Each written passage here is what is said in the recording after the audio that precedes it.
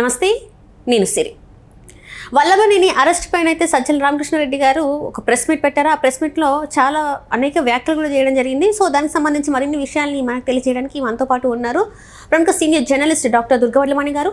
నమస్కారం. నమస్తే అండి. మనం ఇప్పుడు చూస్తున్నట్టయితే వల్లభనేని గారి అరెస్ట్ మనం చూడడం జరిగింది. దానికి సంబంధించి అంటే గతంలో జరిగిన అంటే ఒక పార్టీ ఆఫీస్ మీదకి వెళ్ళి అక్కడ దౌర్జన్యంగా అన్ని పలగొడితే దాని మీద అరెస్ట్ చేశారంటే దాని మీద ప్రెస్ మీట్ పెట్టి ఇక్కడ మాట్లాడడం దీన్ని అసలు ఎట్లా చూడాలంటారు? అంటే వీళ్ళు కొత్త కొత్త విషయాలు కొత్త కొత్త అంశాలు తెర మీదకి తీసుకొస్తున్నారు. అంటే వైఎస్ఆర్సీపీ అంటే చాలా అమాయకమైన పార్టీ. వాళ్ళకి అసలు ఇలాంటివన్నీ చేత కాదు.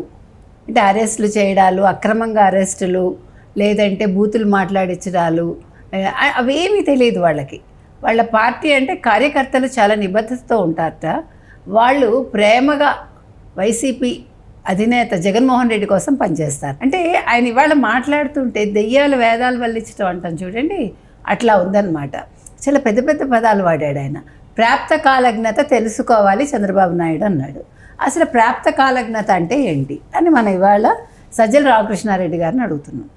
ఎందుకంటే ప్రాప్త కాలజ్ఞత అంటే ఏంటి అసలు మామూలుగా అంటే నాకుండే జ్ఞానంలో నేను చదువుకున్నాను కాబట్టి, మీరు అంటే ఇంకా మీ చివరి దశకు వచ్చారు, కొంచెం తెలివిగా ఉండండి అని దాని అర్థం.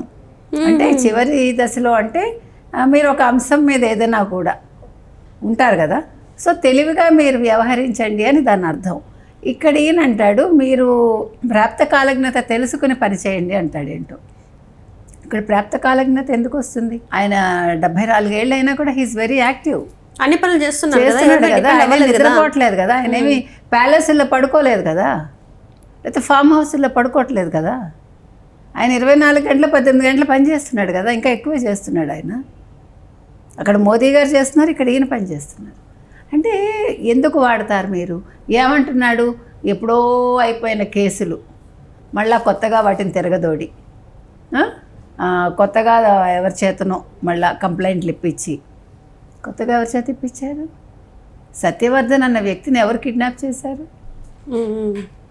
వల్లభనేని వంశీనే కదా.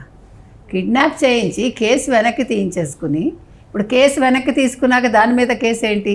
నిన్న హైకోర్టు బెయిల్ రద్దు చేసిందిగా వల్లభనేని వంశీకి. ఆయనకిట మంచినీళ్ళ బాటిల్ కూడా ఇవ్వలేదుట, అంటే తెచ్చుకునే అవకాశం ఇవ్వలేదుట. బుద్ధుందా? మీరు సాయి కళ్యాణి అని గతంలో మీకు తెలుగుదేశం పార్టీ ఆఫీస్ మీద దాడి జరిగినప్పుడు ఆవిడ కూడా ఒక విక్టిమ్. ఆ రోజు ఆవిడని రాత్రి 9:30కి 25 మంది టీడీపీ కార్యకర్తలతో పాటు ఒకే ఒక లేడీ ఆవిడని ఎక్కించుకుని ఆవిడ మొత్తం తిప్పారట ఆవిడ చెప్తోంది. ఎక్కడ దింపారు అర్ధరాత్రి చెప్తోంది ఆవిడ కోసం. అంటే తెలుగుదేశం వాళ్ళు వెనకాల వచ్చారు కాబట్టి ఆవిడని రాత్రి ఇంటికి తీసుకెళ్లారు. ఆ తర్వాత ఆవిడ చాలా రోజులు దాంకున్నారు, ఎక్కడో దాంకుని ఒకరోజు రాత్రి ఇంటికి వస్తే తెల్లారకట్ట 5ంటికి పోలీసులు వచ్చి ఇంటికి ఆవిడ నైటీతో ఉంటే నైటీ మార్చుకోవటానికి కూడా అవకాశం ఇవ్వలేదు. ఇవాళ సజ్జల రామకృష్ణారెడ్డి పాపం చెప్తున్నారు, వేదాలు వల్లిస్తున్నాడు ఆయన. ఏమనంటే ఆయనకి మంచినీళ్ళ బాటిల్ తీసుకెళ్ళే అవకాశం ఇవ్వలేదుట. ఆయన ఎలా ట్రీట్ చేస్తున్నారో మాకు అర్థం కావట్లేదు. మేము గట్టిగా ఏదైనా అంటే ఇంకా ఎక్కువ చేస్తారు, అందుకని మాట్లాడటం లేదు మేము. మరి ఆవిడకి నైటీతో నిన్న 40 నిమిషాలు అతనికి అవకాశం ఇచ్చారు. మీకు వంశీ ఇంటికి వెళ్ళినప్పుడు నేను బట్టలు మార్చుకుని వస్తానంటే ఒక మొగాడికి, మీకు గుర్తుందా? అల్లు అర్జున్ అరెస్ట్ చేసినప్పుడు బట్టలు మార్చుకోవటానికి కూడా అవకాశం ఇవ్వలేదు. సరే అది ఎందుకు ఏంటి ఎవరు చేశారు మనకు అనవసరం, అంటే విషయం చెప్తున్నాం అంతవరకు. మరి కాఫీ ఆయన చేతిలో ఉన్న టీ కప్ ని కూడా తాగనివ్వకుండా తీసుకెళ్లారు కదా. మరి ఇతనికి 40 నిమిషాలు ఎందుకు పోలీసులు అవకాశం ఇచ్చారు?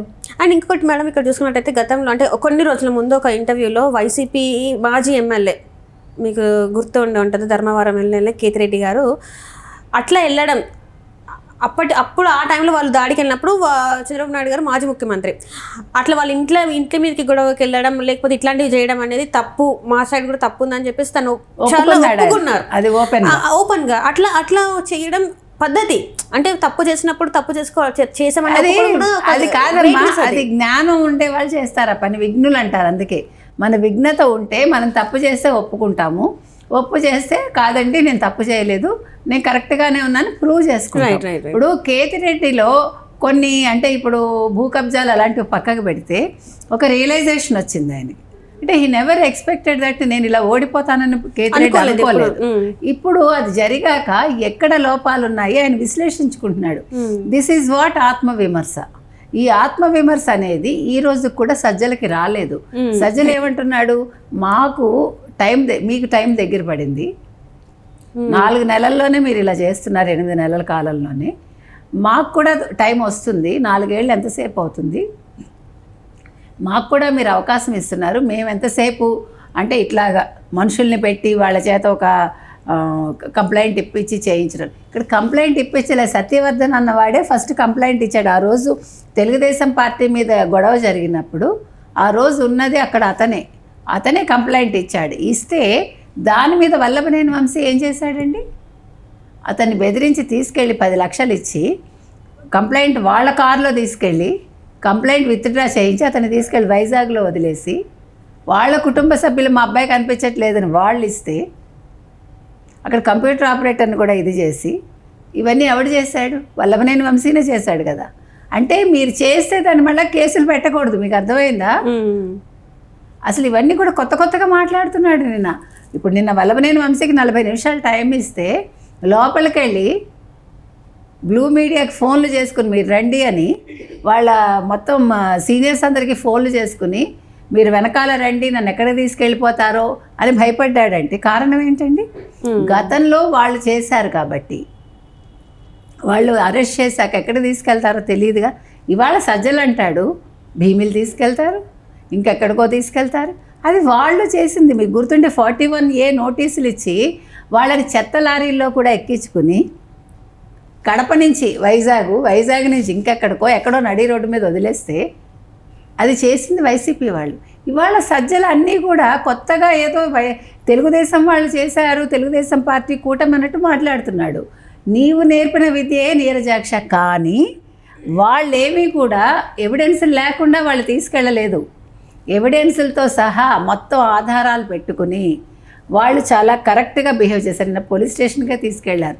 వాళ్ళు ఎక్కడికో తీసుకెళ్ళి ఏమి 3rd డిగ్రీ ఉపయోగించలేదు కదా రఘురామకృష్ణరాజు గారికి మీరు చేసినట్టుగా. 8 గంటలు విచారణ చేసి రాత్రి ఆయనకి 14 రోజులు రిమాండ్ విధించారు.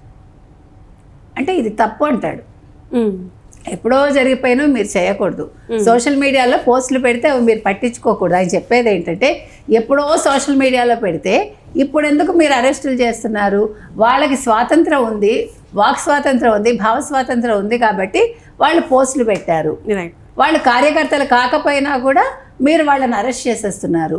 వైసీపీ సానుభూతి పనులు అయితే అంటే భావ స్వాతంత్రం ఉందని మీరు బూతులు మాట్లాడతారా, బూతులు పెట్టేస్తారా?